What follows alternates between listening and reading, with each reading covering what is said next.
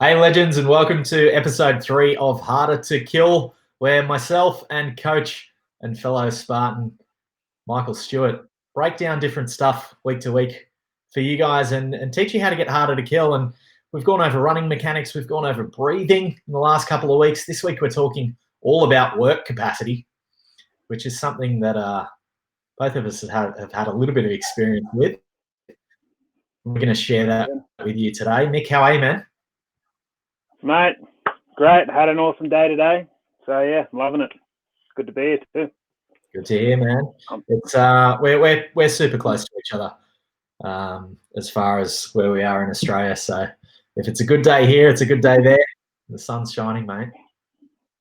Bring on summer. It is. So guys, if you are watching, we've got a heap of people jumping on live already. If you are watching, give us a hashtag live. Give us a hashtag replay if you are watching a replay later. And just make sure, guys, that you do log into this Be Live program. There should be a link in the description of this video that'll show you how to do that. You just click on that, and that way I can bring your comments on screen, just like Dominica, who's watching live. And don't be a creeper, guys. If you are watching, don't lurk in the bushes. Let us know you're here. Let us know what you want us to talk about, and you guys steer the conversation today. So what have you been up to today, Mick? Well, bit of just a general day for me. Did some salt bike work, did a ski oak sprint for some funsies, and up a session. Then got to carry logs for a good hour and a half. So that was fun. Just a nice little light day for me and that. But it's a light day. Been really just pumped for this yourself. I've gone for a couple of walks. I'm having a bit of a mental health day today. Had a nice brunch. Gone for a bit of a walk this morning along the beach. Went for a bit of a skate. But I wanted to. I was listening to audiobooks. When I walk. So I know that I want to listen to the audiobook. I know that I want to, get that information in. So I think, how can I get outside and get my body moving while I do that? But taking it a little bit easier than you are. Even though you say on your easy day you've done all of that, and did you just say you carried logs for an hour and a half? Yeah, so basically I had about 2 tons worth of wood that I had to just sort of take out of a trailer, carry it down to the back paddock and stack it all up. So it was just constant back and forth, and then anywhere from 6 to 8 foot logs. Yeah, cool. So there was an objective. You were taking wood from one place to another place. Like there was a reason. There was a reason. Yeah. For me, it's just fun to do it. It's fun to do after a session because, as we're about to talk about work capacity and everything like that, this is, to me, what we separate the people who are the gym goers and the people that want to put the warriors, the people that put this to the thing. And that's how I use my work capacity, is by helping my family out, carrying all the logs and stuff like that, so they don't have to. And I just enjoy it. That's why I love doing it after a sesh. Yep, couldn't agree more.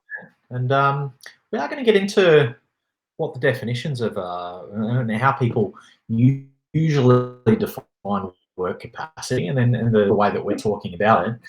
First, we're just going to go through these live comments, see who's here. Edith's watching. Somebody who is an anonymous Facebook user, I need you to click on the login in the description of this video so that we can see who you are. Donna is here as well. Funzi's here. Dan's at the gym, just listening. Multitasking, man. Leveraging your time. Love your work. We are going to get this. We are going to get this into a podcast too. So I have already stripped the audio out.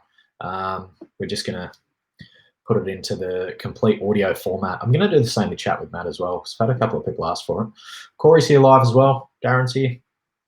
So let us know your questions throughout, guys. But basically, what we're going to be talking about today is work capacity, and as Mick just said a second ago, he defines it as being able to get out and do those things, move the wood around and carry it so his family doesn't have to, and getting out and being a warrior. And you're on is it a working farm down there in Tenterfield, Mick? Just a little small property, but we just do a lot of wood for the local community and stuff. And it's awesome. That's all. Yeah. Cool.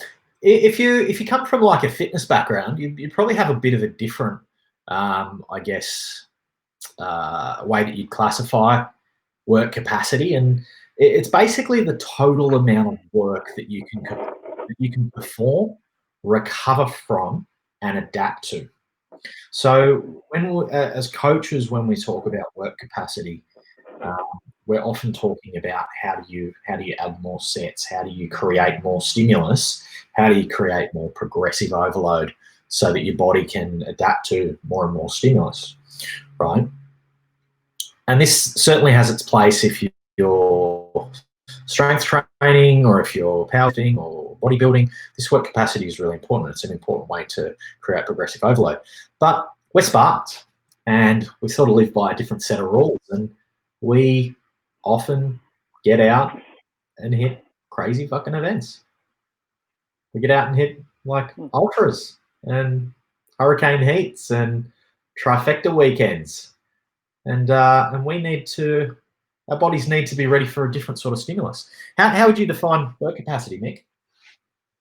Well, exactly like you said, it's basically to achieve the task that you want, but over a broad time as well.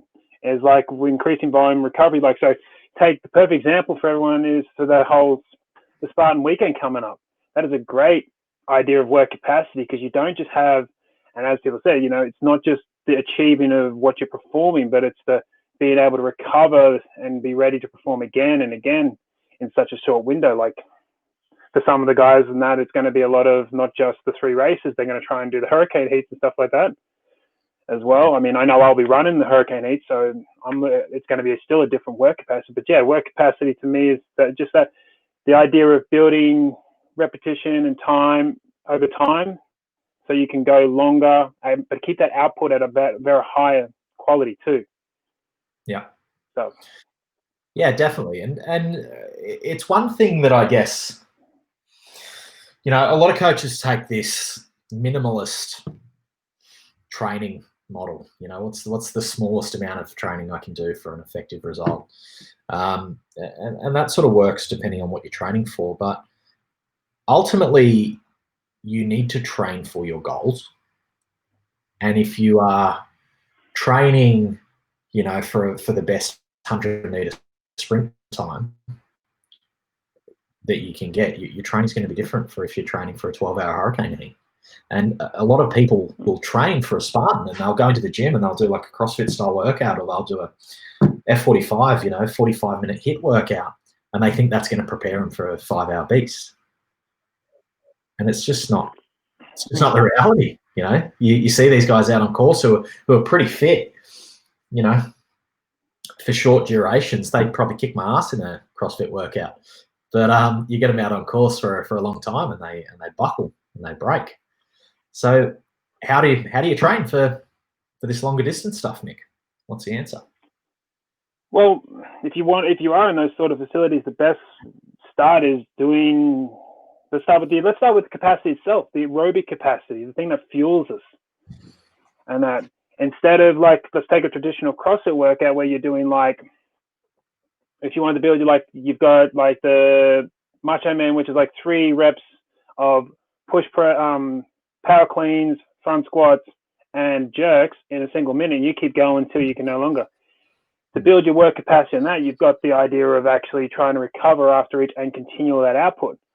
There's great coaches that are doing this now, and that's the best thing about. But yeah, it's funny that you say that, because a lot of that still can train the aerobic system, which is great for your breathing and your ability to build capacity. But again, it's only going to go so far. The reason CrossFitters do struggle so much with obstacle course races is because we don't have pretty little barbells on the course to sort of hang on to either. Yeah. And that's again, they're grip strength and stuff, grip capacity. There's so many different capacities needed for an obstacle course race that you won't get from just single stimulus workouts.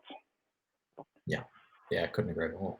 And I guess my first exposure to it was I got into obstacle racing, I think started 2016, 17, and did my first sprint, and then came back and the sprints were at Picton back then, and 7K plus, so it's probably about 9Ks. Picton was good. Picton was good, man. The fucking sandbag carry. My calves still feel that sandbag carry. And then I came back about a month later for True Grit in Sydney, and that was about 12 Ks. And then I think I went straight into a 12-hour enduro. And I think I got like 4 hours or 5 hours or 6 hours into the 12-hour enduro and just went, fuck, this is like something else.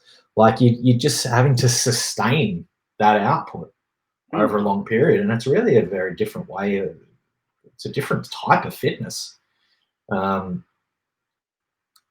I think that was where I first started to really realize that this was different. This was different to just going to the gym and pumping myself for 2 hours in the gym. And I had to train accordingly for it. And that was the same year I did my first trifecta at Bright, which I'm sure all of us. Oh, when did you do your first trifecta at Bright, Nick? Actually, I'm gonna be bad. I've never done a trifecta. No, and but you're always running like trifecta weekend. You're always running the Hurricane Heats and stuff, so you have like big weekends there because you're still doing like 12 hours.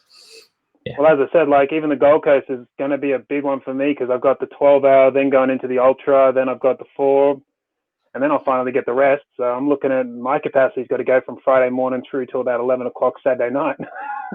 Yeah. Well, my plan is, man, to do all of those events, but I'll be on the receiving end of the Hurricane Heat instead of the instruction side. So you get to break me. You get to test all the shit we're talking about today and see if I've done my homework and done my work. And absolutely. I'm going to be straight up fucking delirious on Saturday night, so we should have some good talks. Yeah. So, wow, it's going to be fun. I think the important thing that people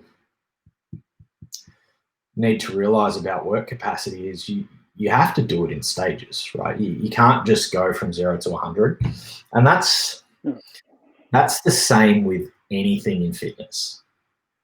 Like we were just talking before we came online, Nick, about my my Achilles, and I've just gone to barefoot shoes. Like I've really started wearing the barefoot shoes a lot, and I've just started skateboarding again for the first time in like 20 years. And my left foot, which is the foot that I push off, my Achilles is tight. Yeah. And I think it's just because I've gone from 0 to 100. I haven't done it in like stages. And it's really important that you do that with pretty much anything in fitness. Like when you go from 0 to 100 in anything, that's where you're going to pick up injuries. That's where you're going to burn out. That's why we've seen so many people pick up running injuries with COVID, because they've lost a lot of forms of training. So they're just getting out and feet pounding pavement. People are having problems. So where does somebody start with work capacity? Best way of work capacity is starting off. It's a two-stage thing. Like you want to start off at a certain time frames, but you want to start off with a very low intensity and slowly build up. The problem with these work capacities is people want to do a beast style to ultra, but they approach it like a 5K sprint. They go hard out. Yeah. And like this is one thing I like. Like if David Goggins is really good for this. When he does his posts, he does the running and he talks while he's doing it. That is a great way for work capacity, doing stuff like that and adding different elements in and trying to maintain. This is where heart rate comes in very well. But biggest thing with work capacity is not thinking I should not go hard fast, but actually go long and slow. Basically the tortoise and the hare stuff. Go the tortoise. Be the tortoise in the race. Yeah. I think like if you're running an ultra, in the first half an hour, you should be going, am I going to be able to sustain this pace? Oh, yeah. For 6 hours, for 7 hours, for 8 hours, for 9 hours. And if you're already feeling gassed in that first half hour, you're probably going a bit quick. And, we've seen plenty of people on an ultra course that shoot out the gates and they're running off with the elites at the start, and then you lap them, 10 Ks later. See as long as you beat the elites in that first K, coming back out. Yeah. At least you can win the race for a little while. If you can win that first K, then it's all good. You win. Absolutely. We've got I weigh almost twice the weight of them, so I'd let them go. Me too, man. Me too. Yeah. Corey said, I hope that worked. I clicked the link about to head for a virtual beast. Yeah, man. You're. We can see your picture, so you're definitely there. Oh, that's me in your picture too. And some armor. Somebody else is here who hasn't logged in. Marcus is here as well. Oh, hey, big fella. So, guys, this is definitely a live, Q&A. Nick and I are gonna talk shit about work capacity, for a good while. But we really want you to ask questions. We want you to ask your very specific questions, because that's what this is all about. If it was just information that we wanted to give you guys, we would probably just film a video and then edit it and then upload it. But really, we want to answer your questions. We want to see what you guys think and what you guys need help with. That's how you're going to get the most out of this. I think, talking about work capacity from a Spartan perspective, you got to look at the guys who do really well in this sport and the guys who do really well in the endurance stuff. They're the guys who come from the farms, come from the construction jobs, the brickies, the concreters. Ewan, is he a concreter or bricky? Ewan's just scary. Yeah, he's a fucking animal. I know he does a bit of concrete, but he's also a trainer, so I'm not 100% sure what his full profession is. I just know he does a lot of stuff and all hours. Right? But, when I was younger, when I was 15, 16, bouncing around after school and trying a couple of trades and stuff, I did a couple of days like labouring with concreters and brickies. Those guys are fucking animals. Like, they'll work all day and then smash a case of beer and then get up and no sleep and work again. Like, their work capacity is fucking incredible. And these are the guys, this is the work capacity that I'm talking about. The guys who just have this stamina, this endurance, they can just go all day. And it was something I was thinking about while I was riding my skateboard before. Like, I saw these kids go past on their bikes and they were just going fucking flat out on their bikes. And I thought about, like, when I was a kid, man, we were out all fucking day on the bikes. Like, all day. And I think we lose that because life gets convenient and we start driving around and we, sit on the couch a little bit longer. We get jobs where we sit in offices and don't really have to work. So I think work capacity is in all of us. I think we just lose it more than anything. Absolutely. And I think, sorry. No, that's all right. You go. No. Well, the other thing about those is their work capacity is so different. Like, a lot of people now are getting so caught up with the science of it. The whole, you got to have this much nutrition, this much water, this and that, and everything like that. Whereas when you actually go work with those, like, I actually used to, about 3 years ago, I would go and do a free week of working with those guys once a month just to build my capacity, because I was living in Brisbane, so I wasn't in the farms. So I used to do that, and they don't eat as much as you think you would. They don't worry about, their nutrition is, we'll have some water during the day, and then as soon as that buzzer goes, let's crack a beer. Whereas now people are now approaching their work capacity with, like, okay, I've got to have this. My watch is set to these certain times when I'm doing this output and stuff like that. Yeah. And when we were kids, we didn't have that either. We just went out and played. You'd come home and you'd be like, oh, shit, I'm hungry. Yeah. We listened to the body rather than telling our body, oh, well, it's 3 o'clock. It's been 3 hours. You need to eat again. Yeah. Yeah. I think our physiology, along our evolution, we haven't tracked any of these metrics for millions of years. And now in the last, 20, now we're all of a sudden tracking all of this shit. And you start to live for metrics.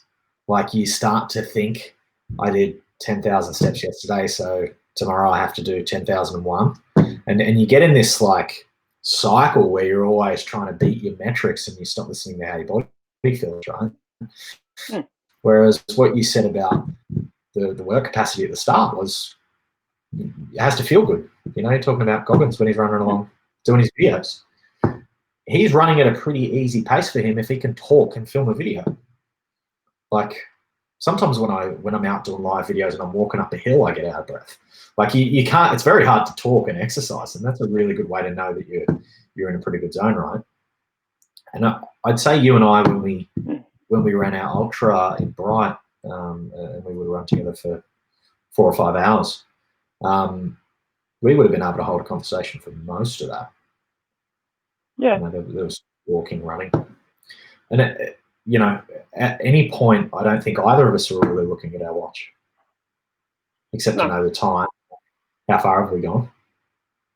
Yeah. Oh, and the downhill, how quickly we got through that one from the top to the bottom on that last lap. Yeah, definitely. But yeah, I think that's a big part of it. I think when you're starting to like build work capacity and you're looking to build work capacity, you really need to go by feel, as opposed to I'm going to do a certain amount of work in a certain amount of time. You know what I mean? There's been plenty of times where I've like taken on big challenges and gone, fuck, I've bitten off a little bit more than I could chew. Like when I've done I've decided to do a farmer's carry for 1 kilometre or something like that, and you get 600 metres in, you realise you have to sit down for 10 minutes because your arms are fucked. Do you sort of plan out crazy workouts to build your work capacity? Do you do it by design? Yeah, so there's some crazy ones and stuff like that. Like, I have my diesel days once a month that I'm doing now, which can go from anywhere from 12 to 36 hours of different stuff. But the easiest one I love is like today's one. I did, so to build my capacity, I was building my output capacity on the assault bike. So I was doing a fun little 10 rounds of 30 seconds on, 30 rounds of 30 seconds on, 30 seconds off on the assault bike, maintaining that. And by off, I mean I could only drop down to about 200 watts, but I had to keep my output at about over 1100 on the 30-second markers. Mm-hmm. And that's how I build my capacity. I used to start that at just saying, don't go below 500 on your 30-second intervals, and on your rest intervals, don't go below 100 watts. Now I do it at 1100, 1200, and I don't go below 200. Yep. So we're talking high-low intervals or high-medium? High-low intervals, but constant output for 30 minutes. And that's one way to build your capacity. But again, I also go on feels. I don't beat myself up if I don't hit those numbers, but that's how I design it by structure. And then, of course, I throw in some big crazy ones, because when you do certain things like the hurricane heats and at the capacity, as time goes on, capacity goes from the physical ability, where you then have to start incorporating mental capacity and also nutritional capacity. So the longer you're going to go, the more elements you need to incorporate rather than just your physical ability. Yeah, definitely. I think once you start talking anything over 12 hours, it becomes an eating competition. It becomes how good can you get that nutrition in to continue that output, right? Absolutely. Lindsay's just asked, what advice would you give if someone wanted to do more shorter distances coming from endurance background? So how can you reduce your work capacity? Nick, what do you think? So reduce your work capacity, or do you mean like, so I assume we sort of mean like being faster at the shorter events rather than, and that, because you won't ever really, as long as you're doing stuff, you'll still keep your endurance capacity, but it's simple enough. It's a lot more explosive work so start smaller, just like I was saying, 30 seconds at higher outputs and extending that high output. That's why Tabata sprints and stuff like that are the worst feelings ever, but they transition into those sort of environments a lot better. Tabata's and also then, workout form. Yeah, absolutely. So if anyone doesn't know what Tabata is, it was a Japanese guy came up with it back in 1996 or something. And it's a workout format where you go 20 seconds on, 10 seconds off, and you go 8 cycles through that. So you end up working for 4 minutes, but you're only on for like 3 of it. But and the idea of Tabata is you have to go absolute max capacity for that 20 seconds and then recover as much as you can. And I read a book that had an interesting study in it. I can't place the book at the moment. But it was basically a study they did at one of the big unis, so it was Cambridge or Oxford, whatever it was, Harvard, where they had a group of cyclists hit like steady state cardio for like a couple of days a week, and they were on like 45-minute workouts of steady state slow aerobic zone cardio. And then they had the other group, the other control group, hit this Tabata where they just went fucking max out. But they were only doing a 4-minute workout a couple of times a day or a couple of times a week. And they actually found better improvements in the Tabata group than they did in the steady state cardio group. So it's a really effective little workout format, and it kicks your ass, but super effective. I think that's the answer. Like if you want to get faster, you need to do speed work. You need to build that. You need to build that anaerobic capacity more, right? Yeah, you need to do like that, or what I like to call. So I've got some sessions myself. I call pain sessions, where it's literally, of course you do. You are dropping a hammer. Yeah, but it's not that sort of pain. So these are like, this is that lactic pain. If you want to build your speed capacity and be faster, you've got to hit things that are like. So for me, my favorite thing is doing just 3 400-meter sprints with a 10-minute rest in between. Okay. And that, by the end of that, by the third one, I'm walking away like I just did leg day or something like that, and I'm just something's kicked up. I've been kicked up the ass, something chronic, and I'm just hurting from the lower. That is the difference that we don't do with our in the endurance life and enduro stuff, because we're all about trying to maintain a nice output. Stuff like those that will help build speed, but also builds that lactic tolerance, which is what can limit you on those abilities to have that higher output. Because we're more of a let's do a bit, then have a nice quick rest, get back into a quick rest and stuff, instead of like doing something where it's like you need 10 to 15 minutes rest because it just hurts. Yeah. So you're sort of actively building your lactic acid tolerance. Is that something that can be built? Yep, that can be built. For some, it'll be a lot easier depending on, again, getting into the sciences of if you're a fast twitch or slow twitch dominant person.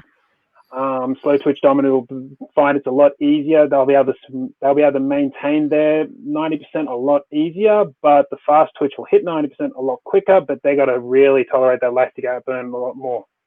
Yeah. And stuff. Yeah. But again, it's all about developing. Unless you get in there, unless you do it, you can't actually change it. These are not one of the things you can actually hack your way into it. This is old fashioned. You've got to actually do the work. Yeah, for sure. Darren's just said typical tradies. Work hard, play hard. Life's too short and not to. Yeah. It is. Work hard, play hard. And Dan asked, I seem to have this yo-yo training issue. The more I run, harder it is to put on muscle strength and bulk. If I stop the long runs, I get bigger, but longer running enduro suffers. How do you guys manage to do both? Yeah, it's that's a bit of a problem, because your body, you've only got so much like adaptive energy per day, per week. So you can only adapt to so much stimulus. And you can confuse your body between like strength and endurance stuff. So if you're just doing strength training, your body will go, okay, we're getting stronger. But if you're sort of combining the two, you sort of get these confusing signals. So you don't really want to be doing like strength and endurance on the same day. I would be hitting each sort of workout with a sort of certain angle. So this is a speed workout, or this is a strength workout, or this is an explosive workout, or this is an endurance workout. And that way you're sort of not going to cross those wires with the brain and let your body know what it should be adapting to. But to answer your question, it's pretty fucking hard. It's pretty hard to build both of those at the same time. It's like trying to bulk and cut at the same time. Like, it can be done, but it's fucking hard, and it's not a fast road. Like you just, I think you just need to train all of those things and just know that you're gonna make slow gains. What do you think, Mick? Oh, fully agree. It's definitely something like, I mean, people look at the whole CrossFit thing and they think they want to do all of it in one session. You've got to pick a session, and it's like, this is a strength session. even for me, I make sure I split mine up. It also comes down to what your daily work is. Like, I find I'm doing more running now, but because of my lifestyle where I'm now helping the family out once, twice a week, just carrying logs and stuff, and I get to do all my silly training, I'm still putting on muscle, which is not making my runs any easier. I mean, lucky for me, the running's still being about the same pace, so I'm happy with that. Yeah.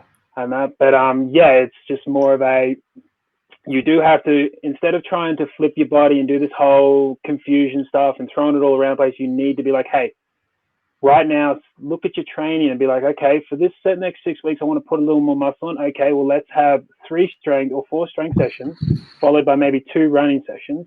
And then as you start getting closer to your event, that's where you can flip it into, let's start doing a little more running and some cardio base and some workouts that will still help get you a bit of a pump on, but help maybe build some of that capacity. Like push-ups, I do one workout because I really suck at push-ups because my arms are so freaking long. And that is like, I'll do something where I'll do like just easy 20 seconds of push-ups with a 20-second long plank hold, with 20-second long plank hold and a half plank hold.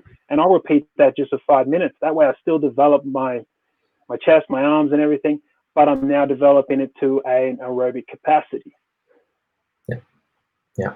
So I think working in like mesocycles and working in cycles of training, working in blocks, is super important. And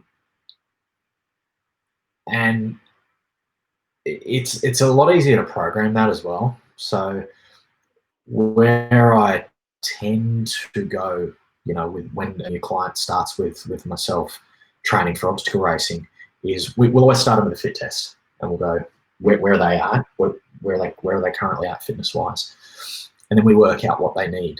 What's the lowest hanging fruit we can get? And usually it's going to be strength.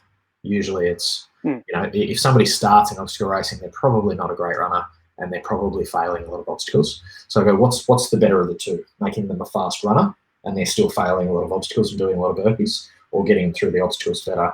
And I think for me, that strength is a better thing to target first, get them strong, and then work on the running, because it's quite hard to do both, because people have only so much adaptive energy, but they also have limited time. And that's where it can be difficult to build this work capacity, because often what you need to do is you need to get out and train for a long fucking time. And busy people don't have 8 hours to go out and do a hike. But I think those like working and breaking into cycles is a really good thing. Like I've got, Gold Coast Spartan coming up, and I'll be doing a 12-hour hurricane, an ultra, a 4-hour hurricane, a sprint, and a super. So from now until then, I'm going to be doing a lot of hikes, a lot of, lower intensity, but heavy work. So a lot of weighted hikes, just build that work capacity, build that stamina, build that fortitude. But then from end of November to February, I then have the 24-hour enduro, and that period I'll probably work on running, because I've probably got a good enough strength base. So then let's drop some weight, let's fucking get quicker. So do you sort of periodize your training like that, Nick? Yeah, like I'm sort of doing the same now, because for me, as it says, like I'm doing same events as you, except 2 of them I've actually got to be running. I'm going to be on the other side. So not only you guys have got to suffer through it, but I've still got to actually make sure I'm present, keeping accountable on everyone and doing all that stuff. And even discovering with Bright last year, being on the side of that Mystic Mountain for like 3 hours, freezing my butt off trying to keep track of everybody, that still also pays a toll. So I'm in the same boat now. I'm doing my workouts to be a bit of strength, but also more in the body composition, because I am trying to lower my body weight, because I am freaking heavy. I mean, I can still run and I have no problem. I'm still able to do over 100 Ks at 120 kilos, but I'd like to get back down to at least 110 again. And that country life makes you really puts on the size for me. But yeah, so for me, it's still because I love what I can lift as well and carry. But again, I'm now doing the same thing. I've started with a body composition, then going into some fatigue training, I like to call it. So it's fatigue management, being able to push through fatigue, then finally into a nice very hard aerobic cycle, and that'd lead into that. And then, yeah, again, I'll be doing probably the same, depending how I go with the whole weekend. That'll be my test. That'll be my, okay, what worked, what didn't work. And then I use that to, again, pick the low-hanging fruit going towards into enduro. Yeah. Do you find, well, something that I've always found and something that I've read from other endurance athletes is, yes, having weight is not great when you have to run. Like, not great at all. You know, a couple of extra kilos. If you are like, when I did the 24-hour enduro in June in 2019, I was 82 kilos. I'm 96 now. So there's a big difference there. And my running has suffered a great deal because effectively now I'm running with a 15-kilo weight vest on. So running, you know, the lighter you are, the faster you're going to run. That's just fucking simple maths. But do you find that your endurance is a lot better and you just feel a lot more, you've got a lot more stamina and you can just tolerate a lot more punishment when you are bigger and bulkier? Yeah, a bit like depending on how big the endurance event is as well.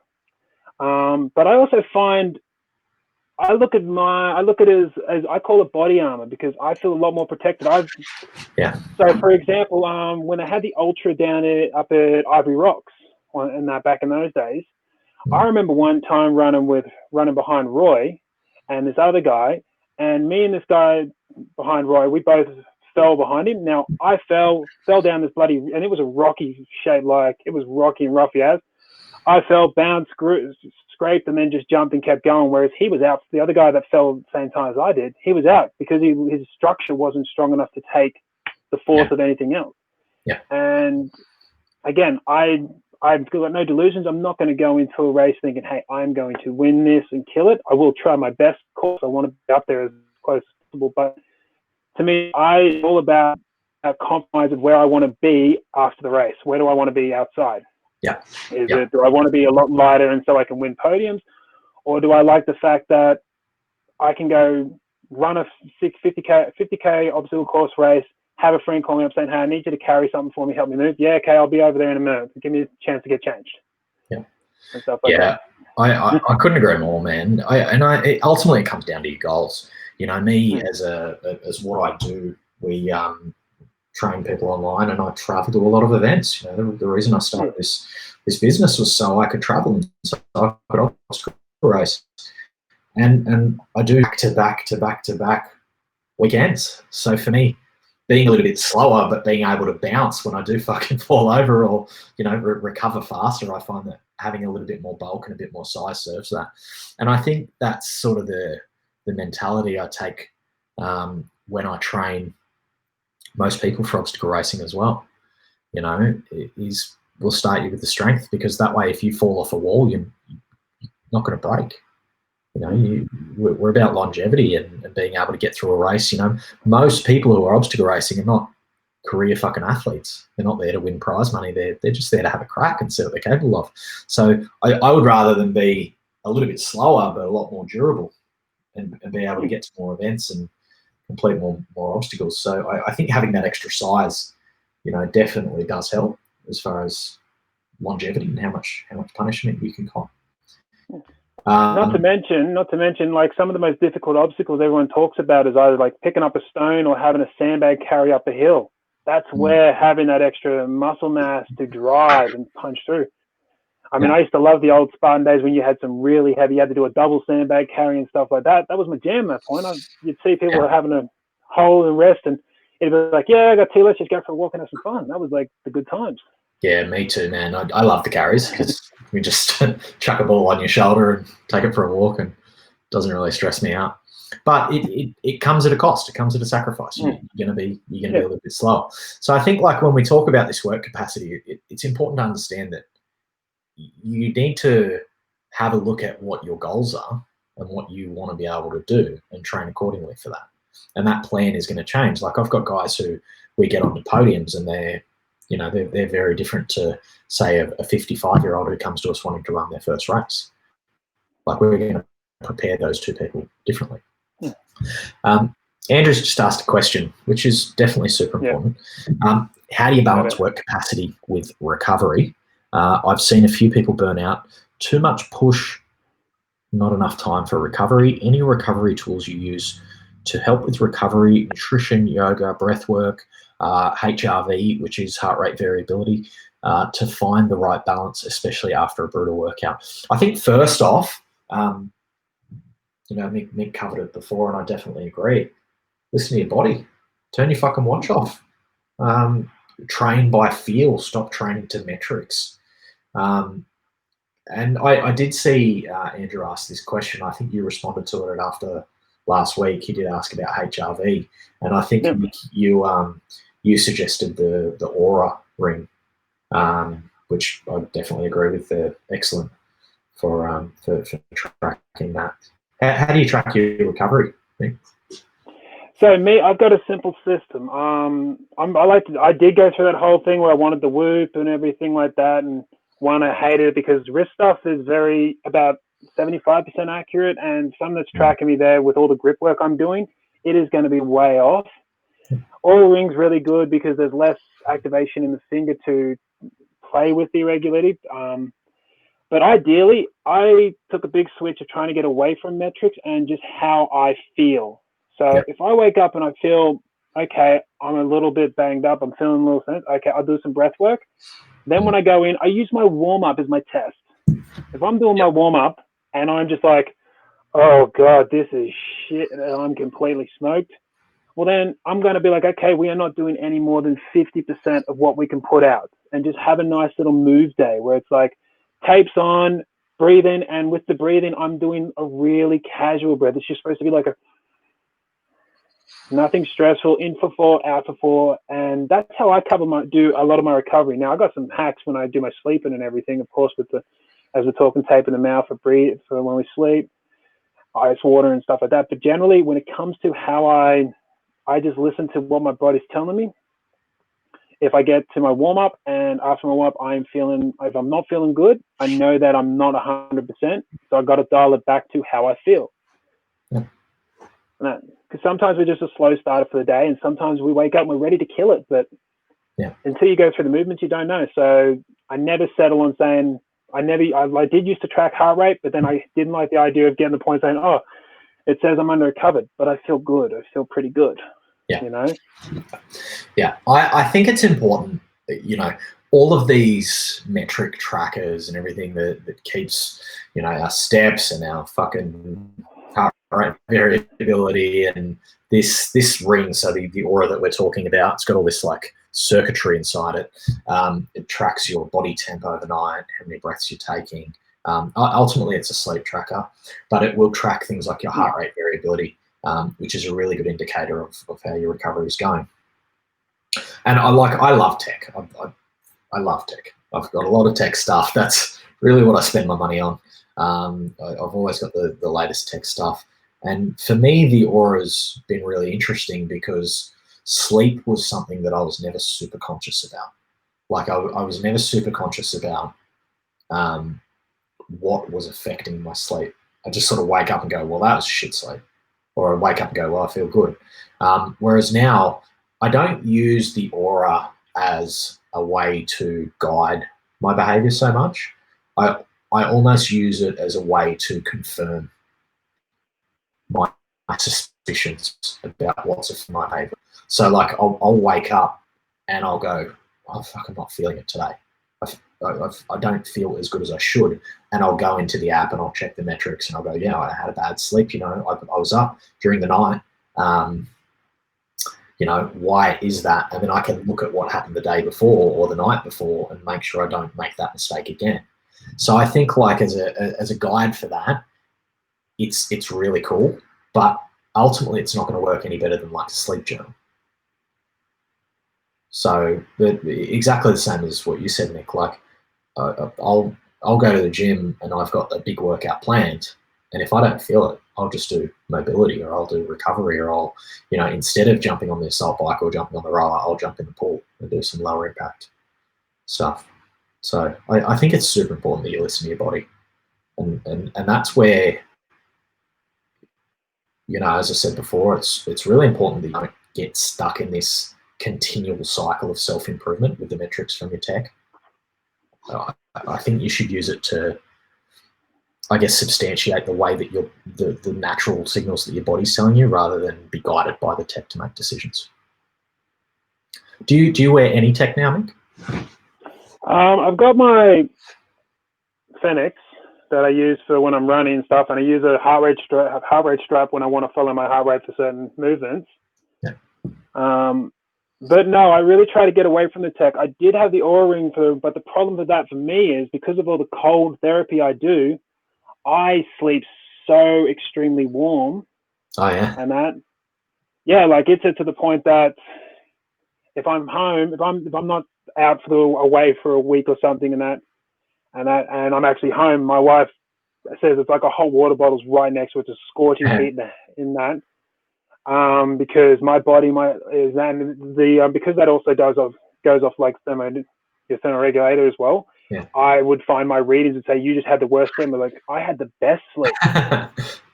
It was like -3 in the house, but all I needed was a sheet, and I had the best sleep ever. Because my body's at a point. So that's where I got away from the tech. But I still like little bits. Like there's other things I do use, like. Sometimes I get portable VO2 max reader so I can see where my body composition is telling me. But again, yeah, I use it as this is what I'm thinking was happening. Let's see what I'm hearing, what it's telling me, and let's try and make some connections with it. But in the end, I still want it to be on my own back.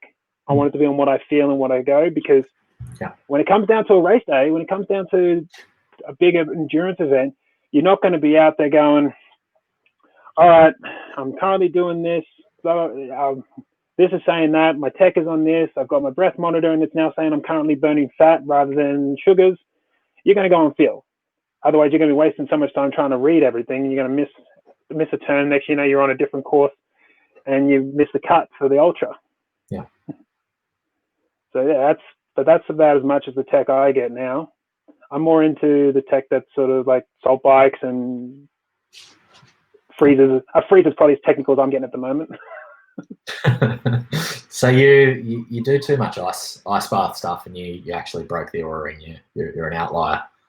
The data doesn't work. Yeah, but other than that, I recommend that for all my clients, because again, I find their readings are way better. I was just about to say, you're not selling me on this ice bath, Nick. I know you've got some cold water stuff planned for me when we catch up. Oh yeah. I like my ring. But we will do it. Yeah. I know you looked at my freezing cold pool last time you were here. Like, we're going to do some breath stuff in there. Yeah, we're going to have a lot of fun. Interesting question here from another one from Andrew. Andrew again. Yeah. Repeat offender. Does wearing a weighted vest help develop work capacity during workouts and runs? Does it trick the body in some way during race day besides making it stronger during training? All you're doing is adding stimulus, right? Thoughts, Mick? You look like you're itching to answer that. So, well, I love this one. I love this thing. So to me, this is the problem with running with weighted vests. Yeah.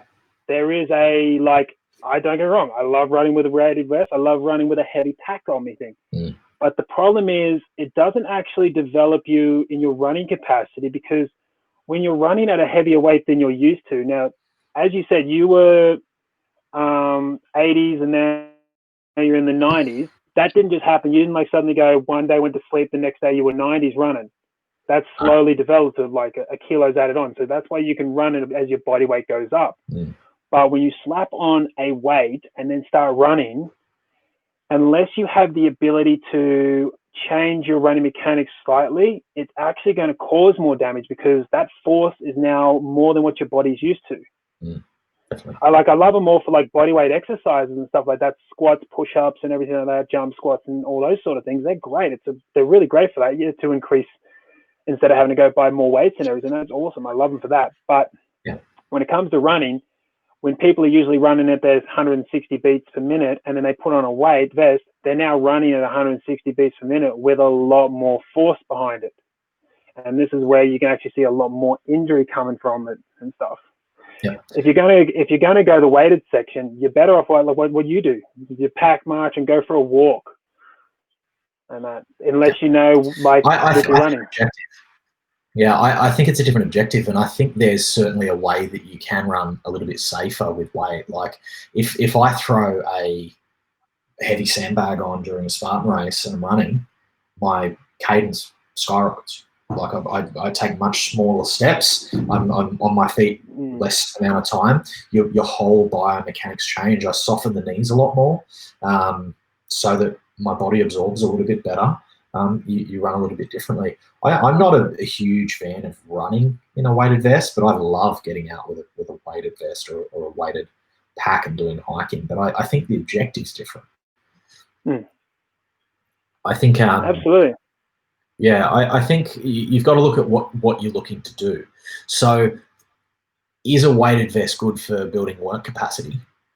Fucking oath. If you want to leverage your time, if you've got to do some housework, if you've got to go and hang your washing line and do your laundry and vacuum the house, and you chuck a weighted vest on, now you got to work out, baby.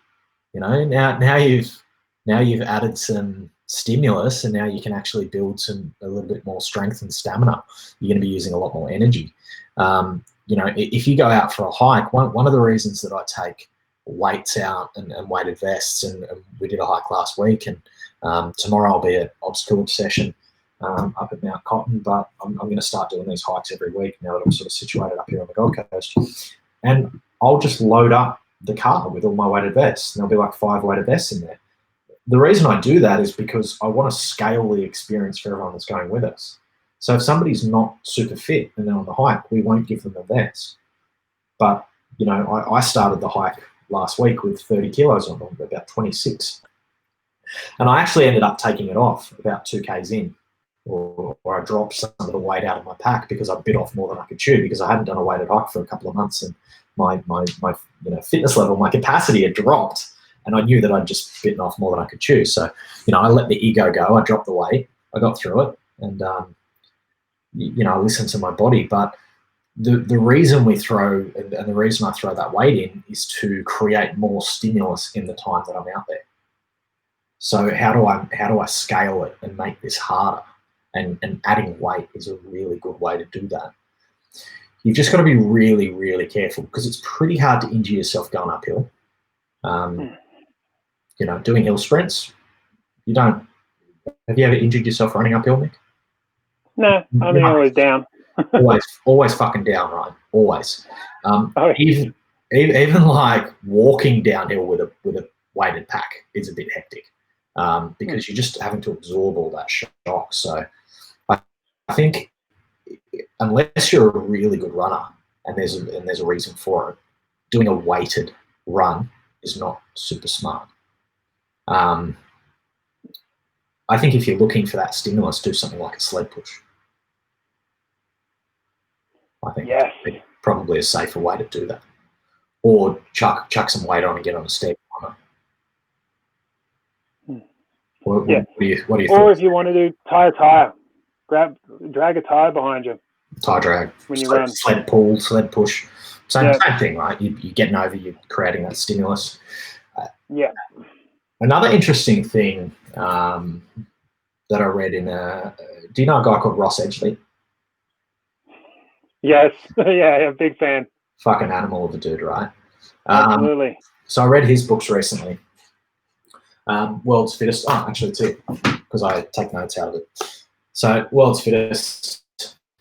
Did the audio book so that I could, highlight little bits out of it. So he's a guy who's done just a whole lot of crazy shit. He's an obstacle racer. He's from the UK. He did an Olympic triathlon with a 30-kilo log. Triathlon. First triathlon, yes. Yep.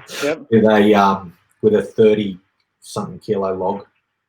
So he strapped it to him, did the swim, and then tied it to his back and did the ride, and then did a run carrying this fucking big tree stump. Yeah. He did the world's biggest rope climb at I believe it was a Tough Mudder event in the UK, where he rope climbed the height of Everest. It just kept going and going and going, and I think that took him like 20 hours or something. Yep. He did the world's strongest marathon, pulling a car, so like a sled pull, but he was tied to a fucking car, and pulled a car around Silverstone Raceway. So like, there's a few of his credentials. He's a fucking maniac, right? He talks about like training for the world's tallest rope climb, which was just an absolute bicep killer, right? Because you just pulling, you just shooting that whole time. Yeah. And he talks about some of the way he trained for it, and a lot of the way he trains to build his work capacity is he only works concentric, which is the pushing of the exercise. So it's the coming up of a squat or the coming up of a bench press is the concentric, and the eccentric is like the lowering, right? So there's some really good data around about most of the damage happening to muscles during the eccentric. So when you're lowering in a squat, and that's why running downhill blows your legs out, because your body's having to absorb and slow while the muscles are actually extending. So one way that he trains his work capacity and has big workouts is only doing the concentric stuff, and that's I did for the Stadium Stomp Virtual. I did 7 hours on a stair climber. I did 25,000 stairs, and it sounds really bad, but it was actually I actually recovered really well the next day because all I was doing was the concentric. So there wasn't a hell of a lot of muscle tear. And that's another thing about work capacity is when you're running downhill, that's when the damage happens. That's when you're blowing your legs out. So if I like program you slow eccentrics, slow lowers, know that you're going to limp out of the gym. Do you ever do any of that type of stuff, Mick? Have you read that book actually?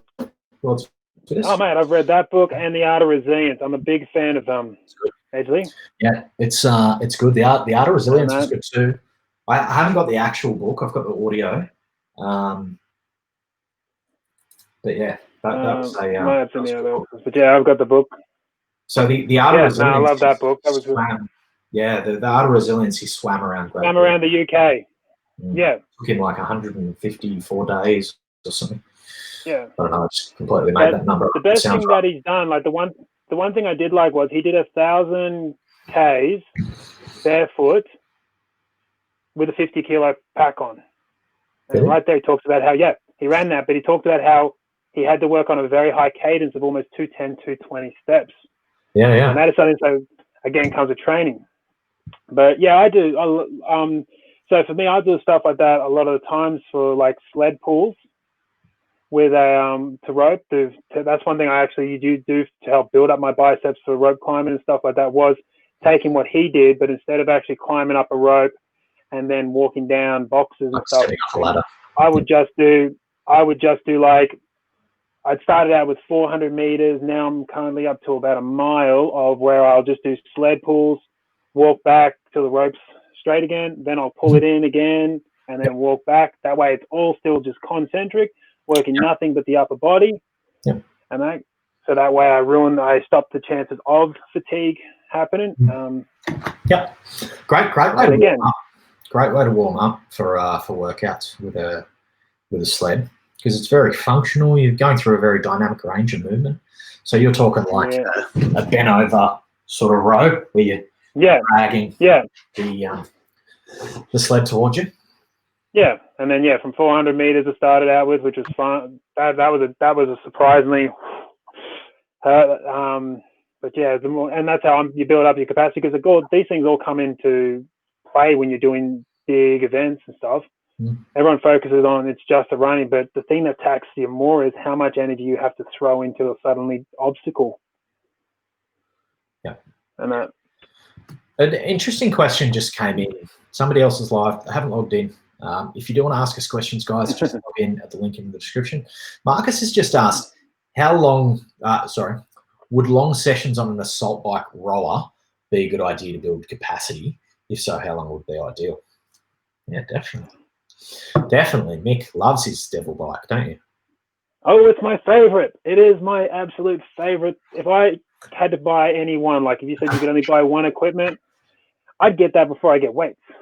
I love the assault bike. It is my favorite. I literally do love it. It's not because it kicks my ass all the time. I get to geek out hard with it. So yes, I love that thing. I'm not a fan. Not a fan. I'm strongly in the CrossFit club of hating the assault bike. Yeah. Look, I know I should get one because I know they're very effective and they're very good, but it just bites me all the time. That thing. Every time I get on it, I get all fucked. It's a great way to build work capacity. I think the thing about an assault bike is, if I had to take somebody, if you said, Matt, can you make this person spew in under a minute? And I looked around the gym and I'm like, how am I going to make this motherfucker spew? I would probably put them on an assault bike. Like, if you want to just completely gas somebody as much as possible, assault bike's a really good way to do that. A row is a really good way to do it as well, because it's just a big full body movement. Every muscle group's on, big explosive force. I think the thing you want to be careful of with an assault bike is that you don't go too hard too fast. So what's the objective of the training? Do you do longer stuff? Best thing, yeah. Sorry about that. Yeah, so the best thing with an assault bike is it doesn't matter. Doesn't matter the time. You can go for short and higher, or this is what I love about it, because it's got that watts meter. You can go short and really high, or you can go long and slow.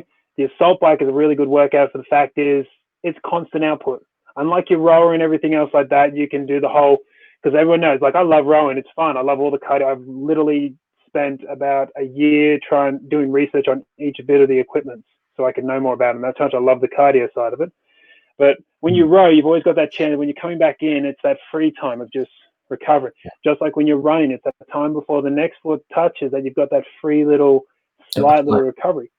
Assault bike does not have that. It is 100% output.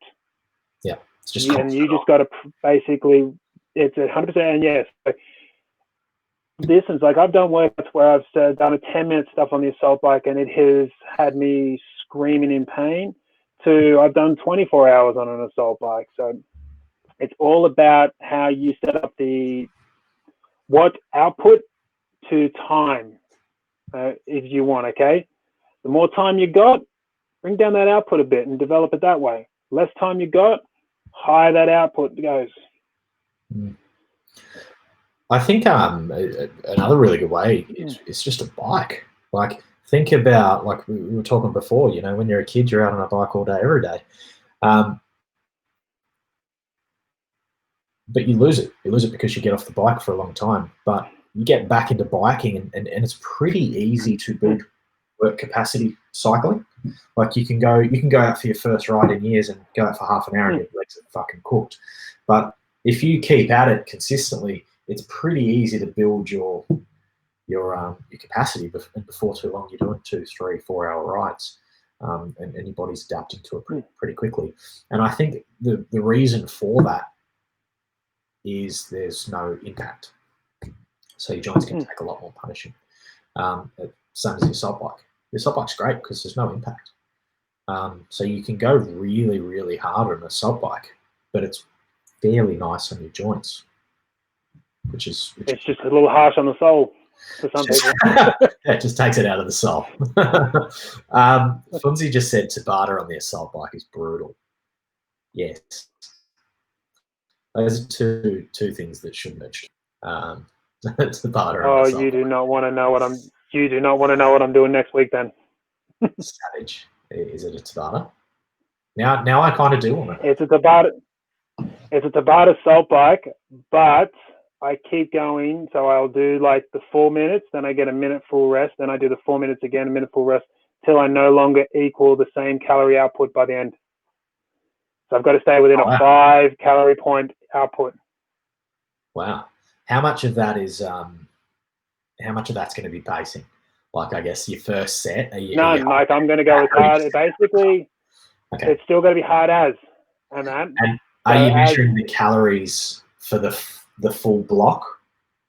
For the whole 4 minutes. So for the whole 4 minute block. Okay.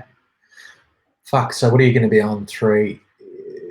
What do you reckon you'd be pumping out? Last time I did this, I got about 4 Tabata rounds out. I'm trying to aim for about 6 this time. How many average calories? Because as you said, in like a 4 minute Tabata. So like, I'm just trying to think of how many calories. 150 something. Last one was 230. Okay, so higher than I thought. But I love, like, as I said, the one good thing about my size is all my power's in my legs. Yeah. So I can easily, I get it up to about, when I'm pushing hard Tabata, it's dialing about 1700 watts. Yeah, wow. Moving. Yeah, that's an ugly workout. I know. It takes me at least about 5 minutes walking around the thing before I actually commit to it. So you got to like prepare yourself mentally, prepare yourself for the pain. Yeah. Well, I usually have a chat like, why are you doing this? And I can't blame, like, because these are some of the workouts I program for myself. Unlike my clients who can send messages like, you're mad, why are you making me do this? I can't do that. I've just got to be like, God, you've got problems. Come on, we can do this. No, don't want to do it. Don't want to do it. Yeah. Yeah, I think knowing your why is super important too. Because a lot of this like work capacity stuff is just, it's grindy. It fucking hurts. Oh. There are good parts of a 12-hour hurricane heat that are going to fucking hurt. That's well, as you have a look at it, people when they talk running, 5K is classed as a fun run. Not a lot of people sign up for ultras and everything. It's all the 5 and 10Ks. 21 is like the biggest event over at the Gold Coast for their half marathon, and then it's less than half that amount attend the full marathon. Yeah, right. I'm looking forward to a Gold Coast marathon. Where I go cycling, where I go sort of walking, I pass the markers on the ground. I pass like the 16K and 17K markers. I'll do that.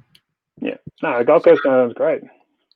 I think like when you're looking to build up work capacity or you're looking to do anything with training needs to be done incrementally. So like where I said, and the reason I think this is important to be having this conversation, prior to Spartan Gold Coast, is a lot of people are just going to do their 45-minute workouts weekly and then go 6 hours, 7 hours, and then sleep. And then the next day they're back out on course for hours. So where you have problems is when you go 0 to 100. So I think the important things is that you start out being very real of where your starting point is, and then just gradually get bigger and bigger and bigger, listening to your body the whole time, right? And letting yourself recover. Yeah. If anything, I'd say start a little below where you think you should, like where you're at. Start a little under it. Don't be humble about it, because it'll pay dividends in the long run. Yeah. It's something that we talk about, like if I've got somebody who's looking to dramatically up the distance they can run, say a client is, they've done their first beast and they want to do their first ultra, or they've done their first beast and they want to sign up for a 100K race. You've got to be realistic with how much time it's going to take your body to adapt to that stimulus, and you have to add little bits week to week. So you maybe be adding 5%, 10% to your running volume weekly, and then just be very, very conscious of how your body's responding, how your body's reacting to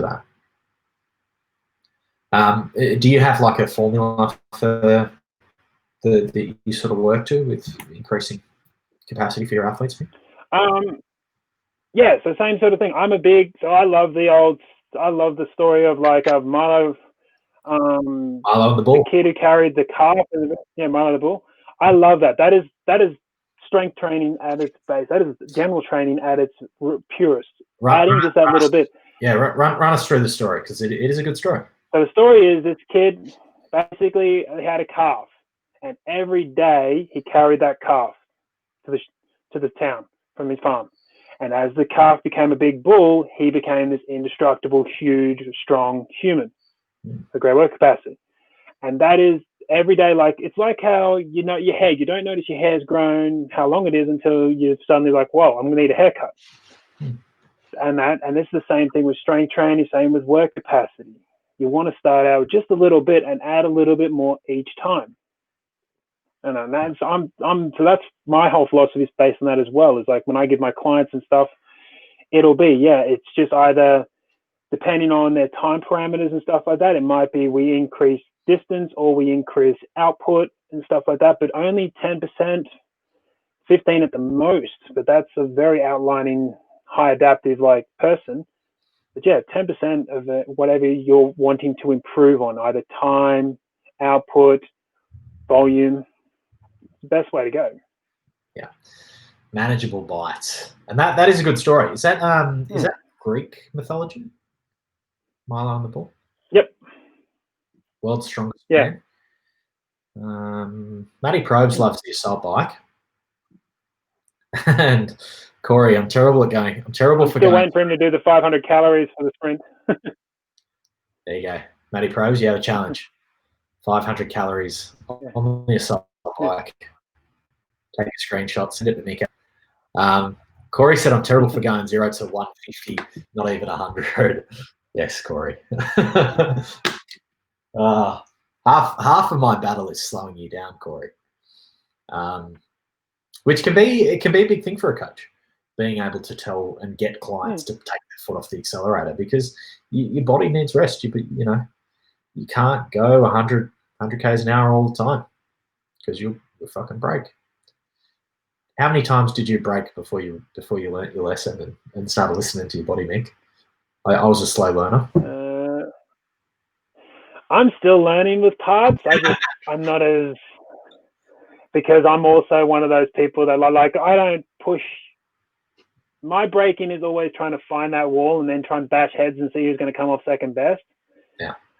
My biggest one would have been about, I think it was last year, where I actually got it big into sprint training, and the output was so high that I did my 400 and ended up tearing the fascia off the bottom of the left foot of my foot. My left foot, the bottom fascia. Yeah, cool. That was fun. So, plantar fascia, basically that muscle, the whole little sheet under the bottom of my foot. Yeah, that thing snapped pretty hard. I had to really take I think it was a grade 2 tear in it and just killed. So ever since then, I just still try and butt heads, but more on the mental level now. Yeah. It can be super difficult, coaching people in OCR, because, obstacle racing for me is so much more about the mental side of things than the physical. It's about getting uncomfortable. It's about finding your limits and redefining those limits by completing things that you didn't think you could do. And, you mentioned Goggins before. He's a big one for saying, once you get to the point where you think you're only at your 40%, you've got 60% more to give. Whether when you're done, you've got a quarter more to give, whatever it is. I don't know, 40% is the number. And some people will definitely be able to push those limits more than others. There's very much a battle of this mental resilience versus your physical tolerance for pain. But it's difficult to coach people in this space at times, because we need to be about telling people, go hard, you've got more to give, but also, if you get injured, fucking stop. Don't be a fucking idiot. You've only got one body. How do you go about, because if anyone's looking to build their work capacity, they're going to come across this problem. You cannot build your work capacity without pushing your limits and constantly looking at, what am I capable of? Usually what I do is, what am I capable of? I think I could carry those 2 kettlebells in the garage for 800 meters. All right, I'm going to take them for a 1.2K walk. So I'll always go, what am I capable of? I'm going to go a little bit more. I'm going to just make it a little bit stupider. And you get through it. You set these little stretch goals, right? How do you go about, Nick, pulling people back when they need to be pulled back? Well, I sort of, when I take people on, I explain with my program, I've got sort of a, the 20-80% rule, 20%. I do more of a 70-20-10 breakdown. So 70% of it is just chills. It's just what we're working for. 20% then goes into a little bit of, okay, we're going to push it, but I still want you in these parameters. Okay, if you're in the higher end and you feel good, hold it there. If you're in the lower end and you're feeling smoked, back it off, but just go around those parameters. But if you want to push a little more, push a little more, but don't go more than the max. And then I have this one, and this is why I do like once a month, I do my diesel days. Yeah. Those are the days I program for people and say, hey, if you want to send it, this is your day to just send it. Go out within and see what your mind says. Mm-hmm. And that's usually race day, right? For most of us. Yeah, and that's what I do. Just like the other day, I put up a workout a couple of weeks ago. No, not this weekend, last weekend. And I put it out to all my members and said, hey, here's a little, because some of them were going to be at the Gold Coast Ultra this time last week. I was like, here you go, here's an ultra workout for you. You go as far as you want. Some clients did 5, some clients did 12, and then Dorothy did a full 24 hours of the whole thing off the back of a bad week. Now, that was great for her because that was the mental side we've been training. But yeah, so this with me, I'm fully open about how it is because, yeah, I've done the whole where you just constantly go hard, and you would have felt it constantly doing those back-to-back events. You do sort of drain and the output just plummets pretty hard, which translates into some poor work as well in our real lives. You burn out, you start to get injured. Yeah. And even Ross Edgley is great for this. He trains for these big events to be his mental toughness stuff.